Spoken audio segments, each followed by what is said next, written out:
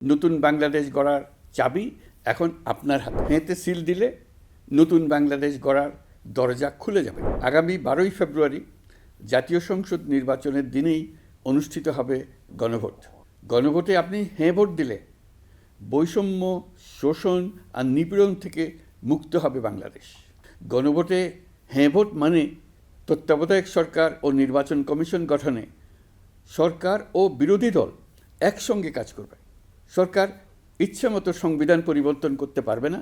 গুরুত্বপূর্ণ পরিবর্তনের জন্য জনগণের সম্মতি নিতে হবে।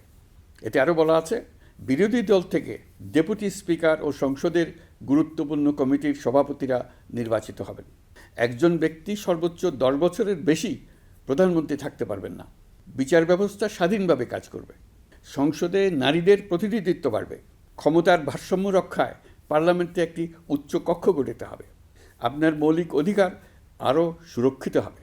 রাষ্ট্রভাষা বাংলার পাশাপাশি অন্যান্য জাতিগোষ্ঠীর ভাষাও সাংবিধানিকভাবে স্বীকৃতি পাবে। দণ্ডপ্রাপ্ত অপরাধীকে রাষ্ট্রপতি ইচ্ছামতো ক্ষমা করতে পারবেন না।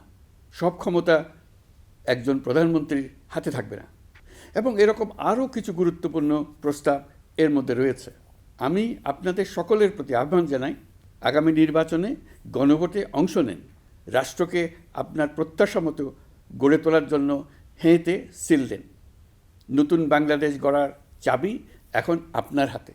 হেঁতে সিল দিলে নতুন বাংলাদেশ গড়ার দরজা খুলে যাবে। হেঁতে আপনি নিজে সিল দেন, আপনার পরিচিত সবাইকে সিল দিতে উদ্বুদ্ধ করুন এবং তাদেরকে ভোট কেন্দ্রে নিয়ে আসুন। দেশ পাল্টে দেন। ইনশাল্লাহ আমরা সবাই মিলে দেশ গড়ার এই সুযোগ নেব। মহান আল্লাহ আমাদের সহায় হন। ধন্যবাদ।